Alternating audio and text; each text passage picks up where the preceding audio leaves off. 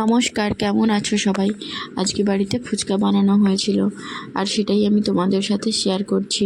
ভিডিওটি শেষ পর্যন্ত দেখতে থাকো। দোকানের ওই 10-20 টাকার ফুচকা খেয়ে মন ভরে না, তাই আজকে বাড়িতেই ফুচকা বানানো হয়েছিল। কীভাবে বানিয়েছি সেটা শেষ পর্যন্ত দেখতে থাকো। এখানে 200 গ্রাম মতো আটা নিয়েছি আর চা চামচের 1 চামচ মতো সুজি নিয়েছি আর 1 চিমটি মতো খাবার সোডা। সুজি খাবার সোডাটাকে ভালো করে আটার মধ্যে অনেকটা সময় ধরে মাখিয়ে নিচ্ছি।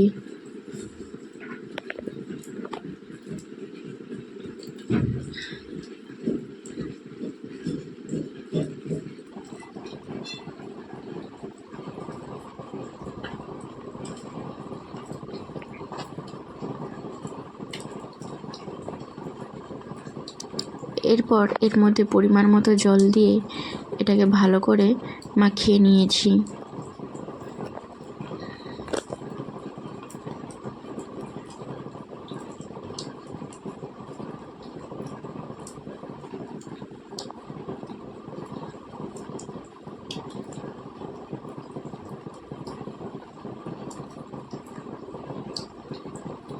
দেখো মাখানোটা কতটা সফট হয়েছে, ঠিক এভাবেই মাখিয়ে নিতে হবে।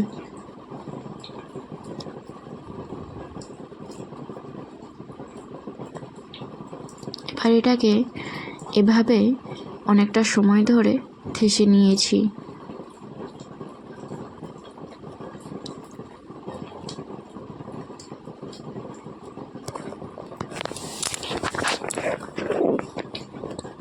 ফুচকা বানানোর জন্য আটার গোলাটাকে এভাবেই কিন্তু ঠেসে নিতে হয়।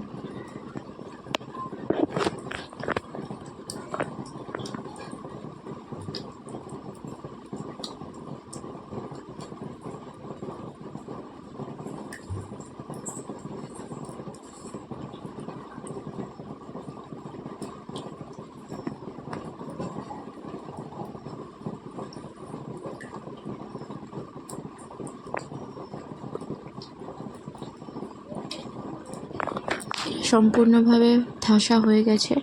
এবার এটাকে 30 মিনিটের জন্য চাপা দিয়ে রেখে দিলাম। 30 মিনিট পরে এটাকে আবার একবার ভালো করে ঠেসে নিয়েছি।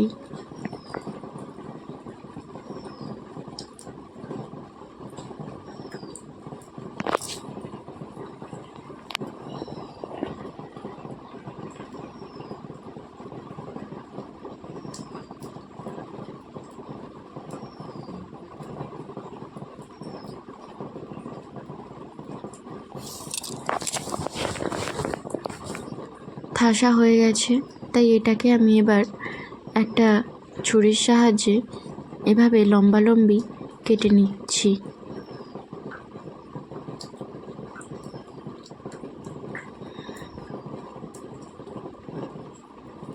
এভাবে হাতের মধ্যে কেটে নেওয়া আটাটাকে ভালো করে গোল গোল ঘুরিয়ে ছোট ছোট করে কেটে নিয়েছি।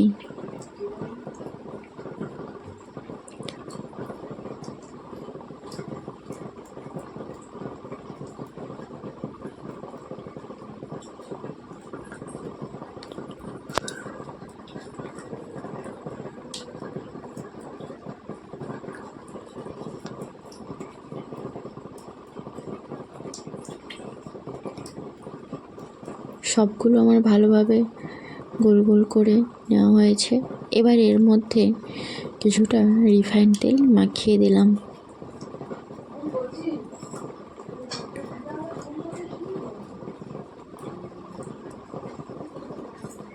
খুব ভালো করে তেলটাকে মাখিয়ে নিয়েছি।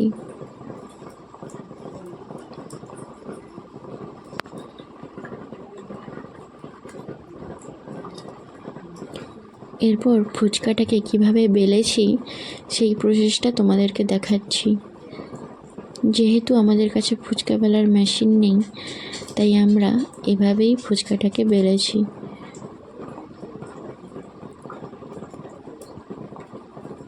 এতে কোনো ঝামেলা ছাড়াই চটজলদি ফুচকাটা বেলা হয়ে গেছে।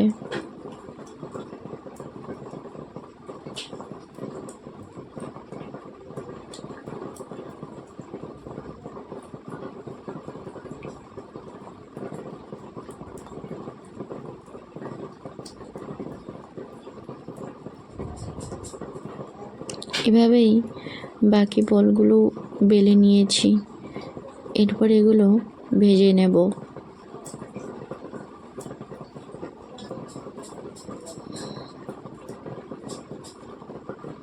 কড়াতে তেল গরম হয়ে গেছে। এবার এগুলো হাতের মধ্যে এভাবে সাজিয়ে ভেজে নিয়েছি।